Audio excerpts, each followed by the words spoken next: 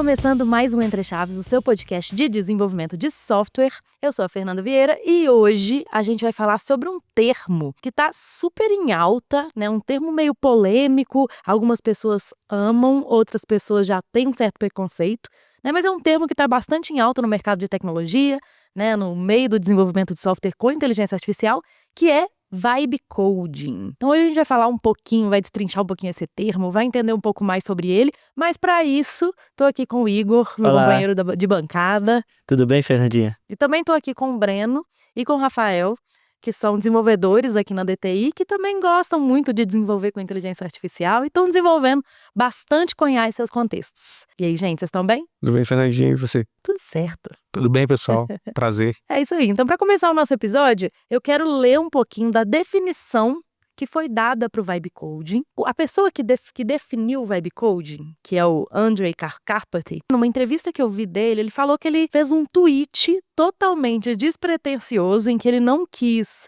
de fato, assim, estava com a intenção, né, ou com a pretensão de definir um nome de um termo, mas ele acabou fazendo isso. Nesse tweet, então, que ele fez, o que ele falou? Traduzindo aqui para o português. Tem um novo tipo de código de codificação que eu chamo de Vibe Coding, onde você abraça a vibe, abraça os exponenciais e até esquece que o código já existiu. E ele fala assim, eu aceito tudo, né? Eu dou um accept all sempre. Eu não leio mais GIFs. Quando eu tenho um erro, eu só faço um copy and paste ali nos comentários e normalmente ele corrige. Então, o código, ele cresce para além da minha compreensão. E normalmente as LLMs não conseguem corrigir um bug. E aí, nesses casos, eu só faço alguns workarounds, vou pedindo, então peço coisas até randômicas, até que de repente esse bug some. Então, o que ele fala até, que ele fala assim, eu estou construindo um projeto, mas isso não é realmente codificar. Eu só vejo coisas, falo coisas, rodo coisas, copio e colo coisas, e normalmente isso funciona. E ele fez esse tweet, né, que é até bem grande, ele chamou aí de Vibe Coding, esse sentimento, né, que ele descreveu. E vendo uma entrevista dele, ele até falou que ele acha que isso aqui viralizou porque ele conseguiu descrever um sentimento que todo mundo estava sentindo. Então, antes de perguntar para vocês o que vocês acham, né, disso aqui, dessa definição de Vibe Coding, eu acho que é só interessante lembrar que esse cara não é um cara qualquer, randômico, que simplesmente falou isso. Mas ele é um cara extremamente importante, que já foi diretor de inteligência artificial da Tesla, já foi pesquisador da OpenAI. Ele é uma voz extremamente influente quando a gente fala de inteligência artificial. Então, né, dado todo este contexto, o que vocês acham, gente, dessa descrição aí desse termo Vibe Coding? Vendo essa descrição, né, essa sugestão dele com esse tweet, eu acho que a proposta era incentivar mesmo o uso de IA para tirar ideias do papel, né, com uma abordagem que fosse bem simplificada e não exigisse um conhecimento aprofundado ali de onde e como que você ia fazer aquilo, né? Sim, eu acho que ele também, por ter trabalhado na OpenAI, muita gente comenta que foi mesmo para dar um boom mesmo, chamar a atenção de todo mundo, para o povo entrar nessa questão de programar sem programar, né? Gerar código e entrar na vibe. Então, eu acredito que foi mais por esse ponto mesmo. E se a gente pegar, né, esse mesmo cara, né, o Andrej Karpathy, ele também fez outra definição que eu acho que é bem interessante da gente ver sobre software, né, sobre mudanças de software, que foi o software 2.0 e o software 3.0, que tem tudo a ver com Vibe Coding, com usar IA para programar. Mas no final das contas, é como se o software 1.0 a gente programasse, né, do jeito tradicional e a gente fala para o software, né, nos nossos algoritmos, a gente determina como fazer algo. Então, a gente fala lá os nossos if-elses, né, os nossos for e por aí vai. Então, a gente está falando como o nosso problema vai ser resolvido. Exatamente, né, de forma extremamente determinística, inclusive. E aí, no software 2.0, esse mesmo cara fala, poxa,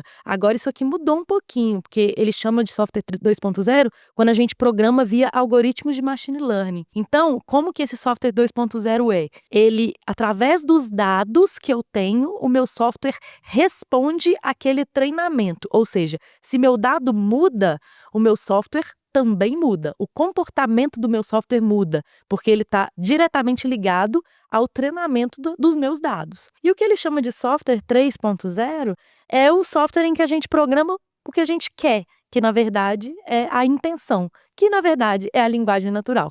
E ele até fala que o inglês, né, no nosso caso português, é a linguagem mais quente, né, mais sexy aí, para quando a gente programa a intenção, a linguagem natural. Esse cara, igual vocês falaram, né, talvez o que ele estava querendo dizer muito mais era, gente, usar IA é bom demais. Mais do que isso, talvez falar um pouco desse paradigma também que está mudando, que talvez em algum momento o código não vai ser realmente tão importante assim mais. E eu acho que assim, falando do desenvolvimento de software ao longo do tempo, você vê muitas ideias legais, ideias bacanas, que na hora que você vai colocar no papel, muita gente fala, pô, mas eu preciso pegar um desenvolvedor, preciso parar um time de desenvolvimento. Então, nessa abordagem, ele falou, opa, galera, eu tô fazendo algo aqui que eu não tô mexendo com algo extremamente técnico, eu tô realmente escrevendo ali em linguagem natural e tá sendo ótimo, eu tô conseguindo ter resultados. Então, acho que aí o mercado acabou se empolgando ainda mais, né? Hoje a gente sabe que tem um déficit de profissionais ali que atua na parte de programação, trabalhando diretamente com isso, então já a gente consegue colocar as ideias em práticas e começar a testar e obter alguns resultados. Exatamente, igual o próprio Rafa falou aqui, né? Habilita pessoas que nunca antes tiveram contato, background de programação, de tirar a ideia do papel. A gente fez um episódio aqui com o Frats, que é o embaixador da Lovable aqui no Brasil, um dos embaixadores, e ele é um cara que nunca não teve background técnico e estava saindo fazendo várias aplicações aí utilizando o Lovable, que é uma aplicação, né, um software de vibe code. Vamos falar assim que o código talvez não é o mais importante. Ele existe, mas ele não é o mais importante. Acho que democratizar a programação é o termo que eles estão usando, né? De ter esse brainstorm de ideias. Agora, as contribuições no dia a dia podem vir de pessoas diferentes, de especialidades diferentes, e a gente converter isso tudo no projeto final, no objetivo final. Então, assim, o designer não depender mais do desenvolvedor para poder gerar um protótipo, validar um conceito que ele tem ali rápido, senão ele vai perder essa ideia com a diretoria, por exemplo. Isso aí é uma coisa importante que o Vibe Code veio, assim, para ajudar.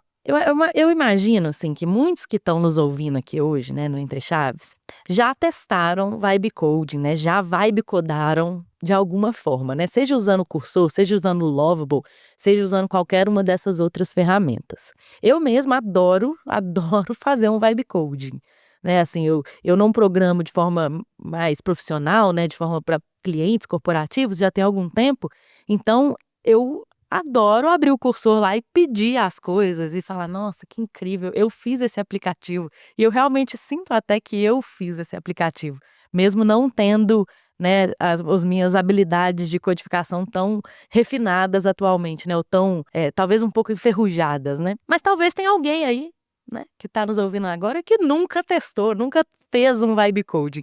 Então, assim, como que vocês veem que é a prática, na essência, o que é fazer vibe coding? Eu acredito que seja um pouco assustador, né, você ver essa definição do vibe coding, você que é desenvolvedor, né, que se deparou com essa definição e pensou, como que eu vou passar a olhar agora o código como uma caixa preta, que eu não tenho conhecimento do que está sendo feito ali, e vou só pedir a IA para fazer e ver o resultado, ver como funciona. Só que na correria do dia a dia, eu acho que é bem importante citar isso, você já trabalha com desenvolvimento, só que às vezes você tem uma ideia que você queria colocar no papel, e aí por questão de tempo ali, de dedicação em parar e explorar isso, você acaba não explorando por essa limitação mesmo ali, ou até mesmo, eu vou precisar aprender tal coisa, eu vou precisar aprender tal tecnologia nova, e você atrasa, né, aquela ideia, colocar aquela ideia no papel. Quem que, né, nunca teve assim, nossa, eu tenho uma ideia incrível aqui, que eu vou ficar rico.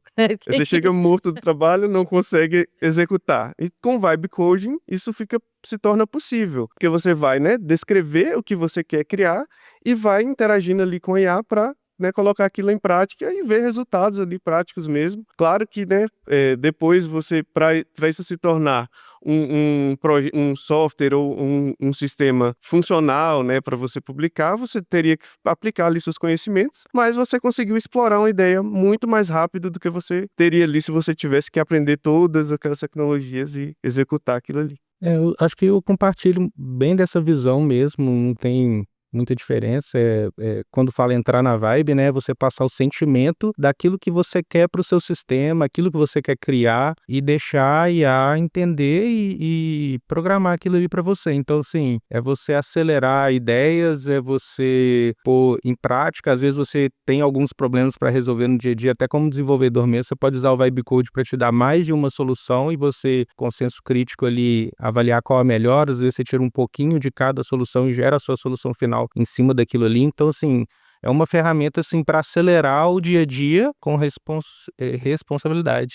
Eu acho que uma coisa que o Vibe Coding nos ajuda muito é a fazer MVPs, né, tirar ideias do papel, que com certeza é o dos principais, talvez, né, focos aí do Vibe Coding. Eu li uma definição quando eu estava estudando um pouco mais de Vibe Coding e tudo mais, que o Vibe Coding, se você em algum momento conseguisse, se você tiver uma habilidade muito boa de conseguir fazer um prompt, né, uma engenharia de prompt perfeita, imagina que você realmente consegue expor em palavras tudo o que você realmente deseja no seu software, mas de um jeito que você realmente, assim, você não dá nem contexto de mais, nem contexto de menos. Você meio que, tipo assim, consegue de fato tirar tudo que tá na sua cabeça, fazer uma coisa aqui e passar aquilo ali com linguagem natural pro seu software. Se isso fosse verdade e a gente conseguisse exprimir com muita clareza as nossas intenções, talvez o Vibe Coding fosse, assim, incrível. Talvez um dos problemas do Vibe Coding é justamente você conseguir fazer isso.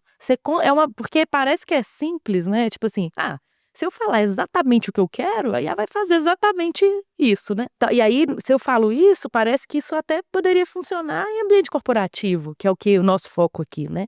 É trazer o Vibe Code para o ambiente corporativo. Então, parece que assim, se eu tivesse a melhor descrição do meu problema e passasse para IA, talvez até em ambiente corporativo ela funcionaria. Só que eu acho que é justamente esse o problema. O dar o contexto correto para IA é uma tarefa extremamente difícil. Tipo, muito difícil. E eu acho que isso é uma das coisas que inviabiliza o Vibe Coding corporativo, né? Então, queria a opinião sua, se vocês concordam com isso, né? Que dar o contexto para IA é muito difícil, e talvez por isso que a gente tem um tanto de formas, né, de dar esse contexto correto, e que é uma das coisas, assim, que no final das contas a gente acaba sofrendo aí com o Vibe Coding profissional, vamos falar assim. Eu concordo muito com essa ideia. Eu acho que por isso conhecer as nossas limitações humanas, né, de descrever o que a gente quer, é o que faz a gente buscar alternativas, né, uma segurança maior na hora de garantir que aquilo que você está descrevendo está completo, né, e vai ser utilizado da melhor forma pela IA. Então, acho que no universo corporativo, essas preocupações é o que a gente tem mesmo para garantir que a gente não vai falhar nessa descrição, nessa definição. Esse é um caso legal que o meu primeiro contato com o Vibe Code foi tirar uma ideia que eu tinha, assim, de um projeto pessoal. Quem nunca teve uma planilha com seus gastos, uma planilha gigantesca, complexa, cheia de fórmula.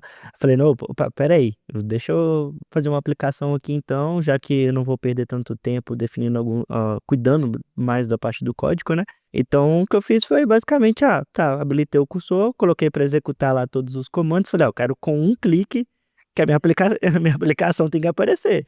Então, assim, fui lá, coloquei o meu prompt, literalmente fui buscar um cafezinho, na hora que eu voltei, subiu um monte de aplicação, subiu um Yes, subiu um Apache, subiu várias ferramentas que eu falei, opa, não era desse jeito não. Então, foi a primeira coisa que eu falei, opa, então, assim, é algo que com apenas um prompt é extremamente difícil a gente chegar nessa qualidade, nesse produto que a gente precisa.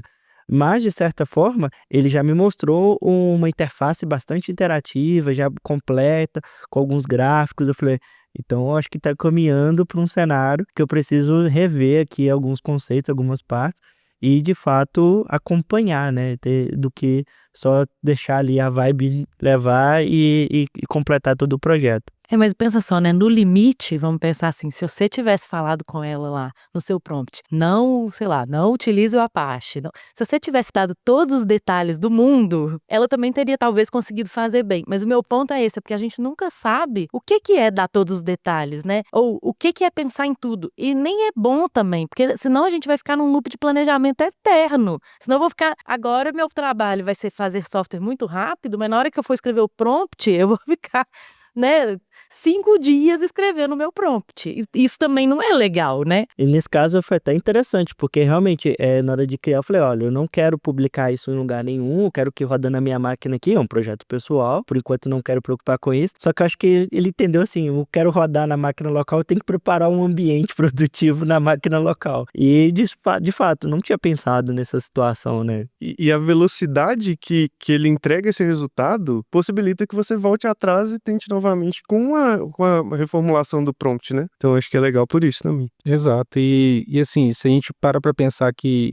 um dos pilares assim é o planejamento, é como fazer as coisas para você ter o menor retrabalho possível no final daquilo que você está gerando, então você tem que pensar praticamente em tudo, igual a Fernandinha falou. Então tem vários pilares que você tem que considerar, principalmente no ambiente corporativo. Você tem que considerar a segurança, então quais são os pontos principais de segurança que eu teria que olhar, a operação, quais são o fluxo que a gente tem que seguir no desenvolvimento, ter que revisar o código gerado. Então, assim, é muita coisa para preocupar que acho que gastaria muito tempo fazendo um planejamento gigante. Então, a gente tem vários recursos que a gente tenta colocar numa preparação de um projeto para começar a trabalhar com o Vibe Code de forma correta que tem que ser levado em consideração.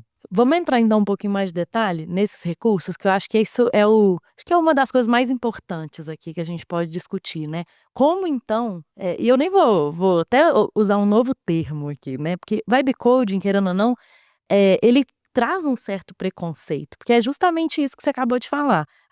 Mas para eu fazer o vibe coding corporativo, eu tenho que me preocupar com a revisão, com a segurança, eu tenho que me preocupar com a revisão, eu tenho uma série de coisas para não gastar muito tempo com o planejamento.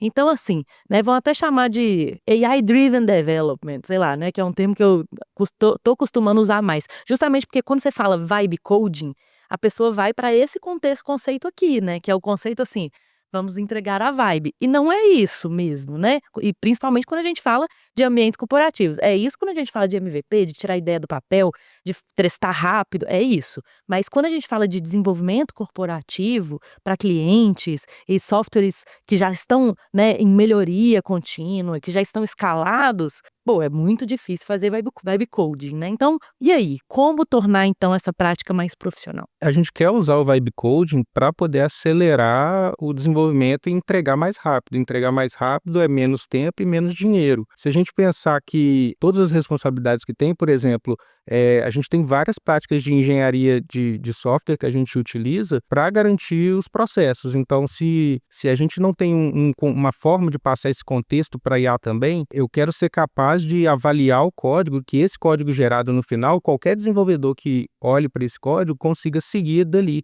É como se eu tivesse um código às antigas, que não foi gerado por IA, mas com o benefício da velocidade de ter sido gerado por IA. Então, acho que é bem por aí também. Então, é isso que você está falando, né? Que é tipo assim, é isso que a gente está perseguindo, né? O benefício do vibe coding, que é a velocidade, com certeza, mas talvez, né, criando alguns guardrails para que a qualidade, a segurança, né, e outros princípios de engenharia de software não sejam comprometidos, Sim, né? a linguagem clara, fácil de entender, então assim, são vários pilares. A gente quer um projeto maduro, como é feito hoje no ambiente corporativo, mas de forma mais rápida, talvez na metade do tempo. Mas e aí, quais são o que fazer? Quais são as ferramentas? Conta aí pra nós, o que vocês têm, até o que vocês têm mesmo utilizado no dia a dia de vocês para fazer software mais rápido. Então, muito na ideia do que a Fernandinha falou, vem surgindo também uma vertente, né, de Spec-Driven Development, que é o desenvolvimento baseado em especificação, onde o código é uma vertente que parece um pouco com vibe coding, mas é uma contrapartida do vibe coding, porque você garante que você utiliza IA durante todo o processo, todo o ciclo de desenvolvimento, mas de uma forma muito controlada, em que a especificação, essa definição ali que a gente falou, né, da falha humana especificar, a especificação ela é muito bem feita com auxílio de algumas ferramentas de um framework que possibilita que você utilize IA para refinar, produzir código, né? E até mesmo a partir da revisão do código gerado. E nesse momento que eu estou fazendo essa parte funcional que você comentou, é algo que já é integrado com a IDE ou é algo que eu estou ali na minha ferramenta de gestão de backlog? Como que vocês estão fazendo isso? Então, a gente consegue trazer esse framework para a IDE, né, e utilizar isso, comandos desse framework para fazer todas as etapas de desenvolvimento, desde o refinamento técnico, funcional, técnico e a execução de fato daquele código. Então, o código deixa de ser o centro das atenções e passa a ser a especificação, de fato, do que você quer fazer. Eu acho assim, né, que o Spec Driven Development, ele até vale um outro episódio aqui só dedicado a ele, porque o princípio dele é muito legal, mas é isso que você trouxe, né, que eu acho que tem tudo a ver com Vibe Coding, que o Spec Driven Development, ele também parte desse princípio de que o código não é o mais importante, né? O código, ele deixa de ter prioridade e a especificação passa a ter prioridade, que tem tudo a ver com o que o Andrei aqui falou, né, em relação a esconder o código, em relação ao software 3.0, que eu programo intenção, né, ou seja, a minha intenção, ela vale mais do que o meu como, né, e quase como você falou também no início, que se eu tenho a intenção, talvez o código, como ele é tão pouco importante que eu posso até jogar ele fora e fazer de novo se precisar, né? O Spec Driven Development e seus vários frameworks que hoje existem, que estão aí no mercado, eu acho que são com certeza uma forma assim da gente profissionalizar essa prática de entregar com qualidade, com segurança, né, mas sem perder a velocidade que o próprio programação com IA nos dá, né? Bom, do que eu costumo usar no meu dia a dia, até num projeto que eu tô atuando aqui na DTI, a gente planejar com contextos de negócio, com contextos técnicos também. Então, ter esse planejamento inicial é fundamental. Então, a gente procurou entender quais são as melhores práticas de tecnologia mesmo, de design, de engenharia, de como trabalhar, por exemplo, no projeto que eu estou atuando é com React. Quais são as melhores práticas de atuar com React, de organizar, quais as bibliotecas facilitam o dia a dia do desenvolvedor para a gente não ter que reinventar a roda, digamos assim. Então, a gente fez todo esse estudo, parece muito demorado, mas foi uma coisa rápida, e com esse estudo a gente implementou já uma arquitetura esqueleto, assim, manual mesmo, para servir como base para a IA entrar por cima dela e começar a evoluir em cima de uma base sólida. Com isso, a gente complementou, o Breno falou do Spec Driven, né, mas a gente utilizou, no caso, grafos de conhecimento com o servidor MCP, né, voltado a isso. Então, nele, ele tem algumas ferramentas que, através da linguagem natural, a gente explica o que a gente quer, a IA entende e usa as ferramentas desse MCP para poder gravar o conteúdo. Então, faz todas as relações. Então, a gente consegue colocar o que é a regra de negócio da empresa que você está trabalhando, para quando você falar algum termo de negócio, ele entender qual componente, onde ir buscar. A gente tem também a parte técnica mesmo, quais são as bibliotecas que estão utilizando, o que se relaciona com o quê. E com isso, a cada prompt que você for fazer de uma feature nova, um pedacinho do sistema que você for construir, ele vai olhar nessa base de conhecimento e vai te trazer um contexto maior. Então, a chance dele errar acaba diminuindo, e muito. Então, isso é importante. No contexto seus, né, lá vocês trabalham com memória, né, que é mais ou menos isso que você estava descrevendo, né, pelo que você já me contou, vocês ficam refinando essa memória o tempo inteiro, né, e ensinando como se fosse assim, para a inteligência artificial, a como fazer melhor na próxima vez. Sim, e a gente trabalha com versionamento, então a gente trabalha com equipe simultânea, então cada desenvolvedor pega algum ponto e acha alguma vulnerabilidade, ou então alguma questão de que a IA está respondendo errado mesmo, já é a terceira tarefa que eu pego, que eu mando fazer o teste unitário e ela erra no mesmo ponto. Então eu vou subir essa alteração no arquivo de memória e compartilhar de forma versionada no Git com todo mundo. Então, a partir daí a IA começa a acertar para todos. Então, é uma coisa interessante. E você percebe rápido quando dá algum tipo de problema. A gente estava utilizando esse arquivo de memória com Docker, que era tipo a parte inicial dele, e a gente foi e trocou a forma como ele trabalhava. A gente passou a usar o NPX, porque aí tira a dependência da máquina de instalar o programa Docker e fica mais rápido. Nessa troca, a gente fez uma configuração errada ali, que a gente começou a gerar novas features com IA e a gente viu que o código começou a ficar maluco. Ele começou a não usar os padrões de estilização, style component, essas coisas que a gente já usa.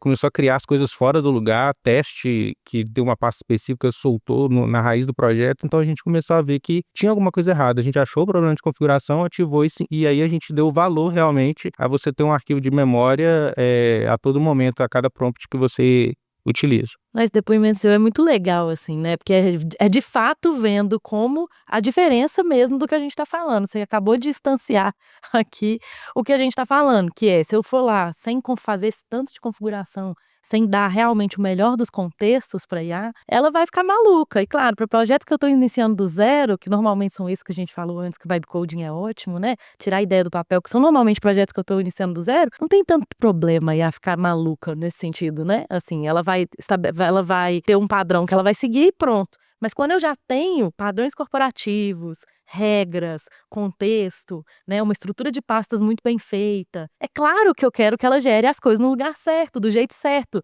né, reutilizando os componentes que eu já tenho, né, utilizando o estilo que eu já tenho. Então, né, você acabou de dar um exemplo, eu acho que é perfeito aqui para o episódio. Esse tipo de prática nos leva para um AI-driven development, né, para um lado até oposto do vibe coding, né? No início de um projeto, olhando para o vibe coding ali, você tem uma pessoa, né? Então, do jeito que o Rafael comentou, você ter esse recurso compartilhado, versionado, possibilita escalar o seu time cada vez mais. Eu acho bastante interessante mesmo. E MCPs? Você usa algum MCP, Breno? Ou framework ou alguma coisa? Já usei bastante o MCP do Figma, né? Então, assim, é uma forma de usar a engenharia de contexto, que é você ter uma base de dados ali para te auxiliar, né, auxiliar a IA na tomada de decisões, né? Você restringe um pouco mais o que vão ser as respostas da IA. Então, vai muito no que o Rafa falou, né? E, assim, até puxando um gancho no que o Rafa falou sobre versionamento das regras, um ponto importante ali quando você está aplicando o vibe coding, ou até mesmo a geração no geral de código usando IA, né? O versionamento do código, ele se torna essencial para você conseguir voltar atrás em coisas que não deram tão certo e conseguir salvar aquilo que deu certo, né? E você consegue ali gerenciar melhor, em vez de, né, gerar um monte de coisa com IA e perder o controle do código que você está gerando. Fazendo o papel de quem está ouvindo agora, você poderia talvez comentar um pouco mais sobre o que é o MCP? Acho que seria interessante da gente falar para o pessoal que está aí de casa, que nunca teve contato, está aprendendo agora. O MCP, né, o Rafa pode até complementar assim, mas ele é como se você rodasse um servidor local ali para que a sua IDE se comunique, né, com esse servidor, e esse servidor ele é capaz de acessar ferramentas externas, APIs, né, e para trazer contexto externo para a sua IDE. Então, esse seria ali a aplicação de um MCP. Igual o Breno falou, né, o MCP, então, ele é uma forma da gente conseguir padronizar a comunicação entre a IA e os diferentes contextos que tem. A gente pode usar as ferramentas que o MCP disponibiliza para simplesmente a IA não fazer o que ela quiser, correr o risco de alterar algo que não podia, sei lá, na AWS, no Stripe, alguma coisa assim, e consegue também receber informações de contexto. Então, você pode ter vários servidores MCP hoje para acelerar o seu desenvolvimento. Do Figma é interessante, tem muito projeto que está pegando protótipos e está transformando em código só através de um link do Figma, que eles chamam de frame link, né? Tem outras formas de fazer também, mas o importante é que você hoje pega um protótipo e passa para IA através do link e ela gera o mais fiel possível. Em alguns casos aí chega, sei lá, 90% de fidelidade, você tem que ajustar uma coisa ou outra. Se você tiver outros complementos de servidores MCP, como o de memória, por exemplo, ele vai entender que aquilo que ele tirou do Figma, ele tem que usar no seu padrão de estilização, com talvez o estilo definido, style guide da empresa que você está trabalhando. Então, é muito bom utilizar o seu MCP. Eu gosto muito dessa história, né, dos MCPs. Eu acho que eles são outra ferramenta, né, como a gente está falando aqui, de profissionalização do vibe coding, né? E aí a gente tem os MCPs do Figma, tem, né, o MCP de memória, tem outros também, o do Playwright, que é um de teste end-to-end, que eu acho que ele é super legal também. A própria IA consegue testar a usabilidade da sua aplicação, então isso é muito legal. Enfim, tem o Context 7, que você consegue ter conteúdos mais atualizados, documentações mais atualizadas, até da linguagem que você está utilizando, enfim. Eu acho que eles são uma das ferramentas, uma das coisas que nos ajudam a profissionalizar o vibe coding, assim como os frameworks, que foi o que você começou a falar, né, em relação ao spec-driven development, né, que no final das contas também eles vão cercando ali, ou ou te dando, ou até perguntando coisas. E uma outra coisa também que eu achei que foi muito interessante que você falou sobre o versionamento, que a gente acaba, se a gente não fica versionando com frequência, a gente pode até perder o controle, às vezes, do código. Alguns dos frameworks, eles inclusive fazem isso por padrão. Depois que você acaba de planejar e tudo mais, e você vai executar, a cada task, por exemplo, que você executa, ele já vai lá e já abre um commit no seu branch e pronto, porque ele justamente fica tentando que você tenha o maior controle possível das suas alterações, né? Mas falando de controle de código, eu queria ouvir a opinião de vocês. Se vocês, usando esses princípios do Vibe Code, mas em ambiente corporativo, utilizando esse AI-Driven Development, né, que eu nomeei aqui, se vocês sentem que vocês perdem um pouco do controle do código, quase como se aquele código não fosse seus, ou não, ou se isso tá tranquilo para vocês. Eu acho que faz parte, né, no ambiente corporativo, e a gente como desenvolvedor, usando ferramentas de IA, a gente entender essas ferramentas como um assistente e não como a fonte da verdade ali, né? Então, assim, o estado atual da IA, ela gera códigos muito bons, mas não exime a gente de fazer a validação e avaliar aquele código, né? Então, ali, né, vamos supor que a gente veja a IA como um desenvolvedor júnior ou um estagiário ali que está te auxiliando, né? Todo código que vai ser gerado por SA precisa passar por uma validação crítica, aplicando ali os conhecimentos que a gente tem, principalmente porque se a gente desenvolve mais rápido usando IA, a gente corre risco de colocar riscos de segurança ali no que a gente está gerando. Então, ter uma validação e ter uma operação bem estruturada para garantir que esses riscos não vão para a produção, né, é o que garante ali, né, um desenvolvimento usando IA seguro, de fato, no ambiente corporativo. No começo eu senti um pouco que eu estava perdendo o controle, assim, ao usar a IA para construir alguma feature, e principalmente alguma coisa que eu nunca trabalhei na vida, numa API que eu nem conhecia. Então eu procurei achar boas práticas ali para me organizar mesmo com o próprio IDE, o próprio Git ali, de eu pedir o que eu quero da forma mais clara possível, já utilizando todos os contextos que eu tenho, MCP, tudo que podia. O código gerado, eu gastar um tempo ali revisando mesmo, olhando todo o código gerado, entendendo o que presta, o que não presta. Aí eu vou e separo, tem uma forma de você separar no Git, separa o pronto, né, aquele stage, de você já deixa separado aquilo que já foi revisado, aquilo que não tá, até você conseguir chegar numa solução. Se tiver algo que não tá legal, aí você pode mesmo mandar, cuidado com os tokens, né? Mas você pode mandar de volta para a IA e pedir para refinar um pouco, ó. E até coisas interessantes que ela gerou, que eu cheguei e falei assim, cara, você tem certeza que isso tá certo? Aí ela falou, não, eu acho que não tá. Aí depois eu revisa de novo, não, eu acho que tá. Então ela meio que se confunde. Então, se você não tiver expertise para orientar ela pelo caminho que ela tem que seguir, aí você pode ficar meio louco mesmo. Eu queria pegar um gancho e até fazer uma pergunta para vocês, do que vocês têm de dicas para desenvolvedores mais júniores, pessoas que estão começando agora e tá nessa era de Vibe Code, porque eu acho que foi uma coisa que os dois comentaram em comum, que é a questão de fazer uma revisão de código, analisar aquilo que está sendo feito. O que vocês têm de dicas assim para quem está começando, como aprender e fazer essa revisão? Não se assuste, você não vai perder seu emprego. Eu acho que o que auxilia muito quando você está gerando código com IA, que você não sabe de fato ali como que aquilo funciona, se você é um júnior, se você é um estagiário ali que está usando IA, já chegou usando IA, né? Pedir para a IA gerar o código e documentar aquilo que está sendo gerado, te explicar, vai te ajudar a entender, vai te ajudar a ter o senso crítico de avaliar se aquilo ali faz sentido mesmo com o que você está criando. Mas boa dica, eu gostei, assim, né, de pedir para documentar, você entender, né, porque no final das contas, né, a IA tá gerando tudo, mas o dev ainda, e como a gente tá nesse momento de transição, o dev ainda precisa de ter muito contato com o código, né, então é muito importante que ele continue sabendo explicar o que foi feito, né, então, e saber, assim, até por que certas decisões foram tomadas, né, por que eu faço desse jeito, por exemplo, sei lá, por que eu não coloco 5 for, um aninhado no outro, sabe? Por que eu tô resolvendo esse negócio de outro jeito? A pessoa tem que saber explicar isso, né? E eu acredito que hoje ainda, por mais que tá tendo essa evolução, a gente ainda tem que valorizar o desenvolvedor júnior e todo o trabalho que ele tem de aprendizado, tanto que ele contribui com a empresa hoje em dia, porque assim, é muita coisa que a gente tem de processo que tem que ser feito, de manutenção no sistema, que não necessariamente a empresa vai colocar um sênior para mexer com tudo, então a gente já sabe que isso não acontece e a IA não vai entender o porquê das coisas. A gente passa o como para ela, mas o sentimento do porquê ela não vai. Então assim, muita gente acha, vou perder meu emprego. Não, você não vai perder seu emprego por enquanto, mas é importante você entender que a IA não vai desenvolver por você no sentido de te liberar da responsabilidade. Então, você vai usar ela como uma ferramenta para acelerar o seu desenvolvimento, vai gerar código mais rápido para você, mas não ganha quem gera código mais rápido, é quem entende melhor aquilo que está sendo gerado. Então, acho que esse é o princípio que tem que seguir, partindo do princípio que você sabe explicar o código que você gerou, que você tem essa responsabilidade, então segue o caminho normal, sabe? Você só ganhou velocidade. No final das contas, assim, o desenvolvedor continua sendo responsável, né, por aquela entrega, né? Não adianta, né, a gente achar que eu usei IA na hora que colocou em produção, se der um bug, não, então vamos lá cobrar da IA, né? Não vamos, né? Porque quem vai estar ali, né, sendo responsável continua sendo o desenvolvedor, né? Então, no final das contas, é muito importante ainda a parte de revisão.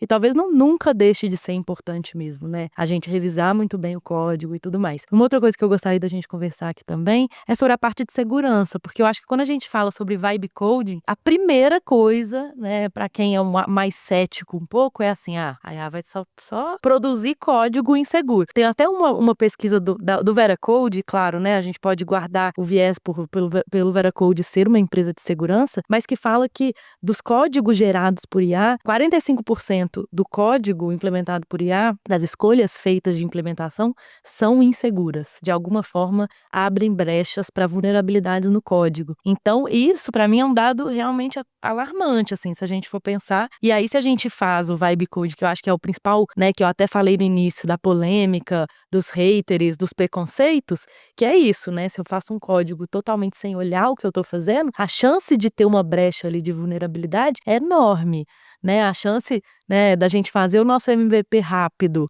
né, em um dia, mas daqui a uma semana ele ser atacado também é enorme, né? Então, assim, não adianta também eu priorizar a velocidade, mas abrir mão da qualidade, né? E como eu falei, entregar um negócio rápido, mas que vai gerar um prejuízo gigantesco porque alguém conseguiu atacar, porque eu justamente não tive esses cuidados de segurança. O que vocês veem, assim, né, de práticas de segurança para essa codificação corporativa com IA, né, de forma mais veloz? Bom, eu acho que você ter ferramentas ali para monitorar de forma mais automática, com algumas regras definidas do código que você está gerando ali, eu acho que é uma boa você ter linkers, né, no seu código, o próprio Sonar.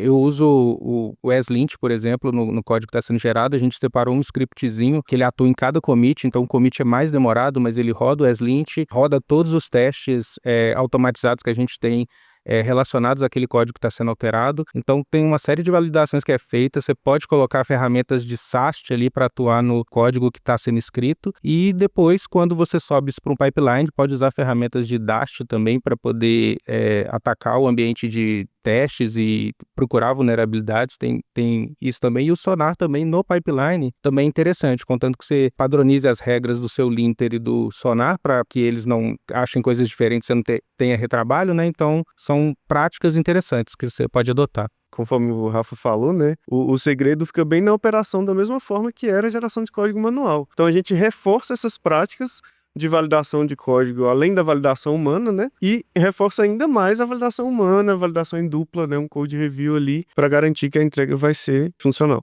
E eu acho que talvez completando até um pouco mais a resposta dos meninos, eu acho que trazer o tema segurança pro início do desenvolvimento ali no momento que a gente está escrevendo o nosso prompt ali, na hora que a gente está descrevendo nossas atividades. E trazer isso pro início, eu acho que já garante na hora de passar para IA, na hora de eu fazer o meu vibe code corporativo, eu ter algo já, porque ela olhou para aquele tema, olhou para aquele lado ali. Talvez um exemplo do Rafael é adicionar isso da memória do meu projeto, algumas E até os práticas frameworks, ali. né, o que o Breno citou também do Spec Driven Development, muitos deles, né, vou colocar aqui o Spec Kit, por exemplo, mas enfim, muitos deles têm também dentro dos seus próprios prompts requisitos de segurança que eles também não deixam passar, né, no sentido assim de te fazer minimamente refletir sobre eles. E também esses frameworks nos ajudam também bastante para fazer isso que você falou, Igor, de levar, né, a segurança para a especificação. Mas um negócio muito interessante que você falou, Breno, que eu não queria deixar passar, era a operação do time. A importância que a gente,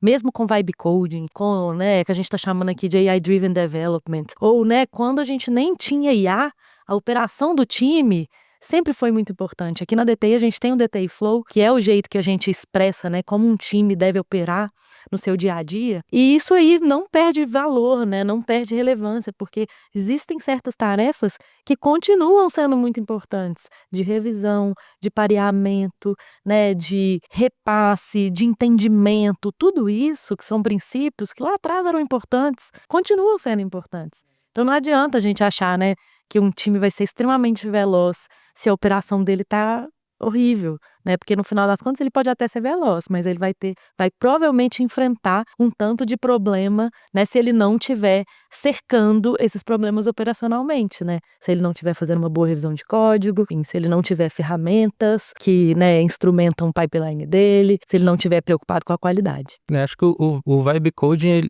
ele usado com segurança, ele atua ali na camada do desenvolvedor de gerar o código, mas somente. Todo o processo de coisas que a gente tem, igual a Fernandinha citou, são importantes até porque são precauções para problemas já conhecidos, que a gente já sabe que se não for por esse caminho vai dar problema.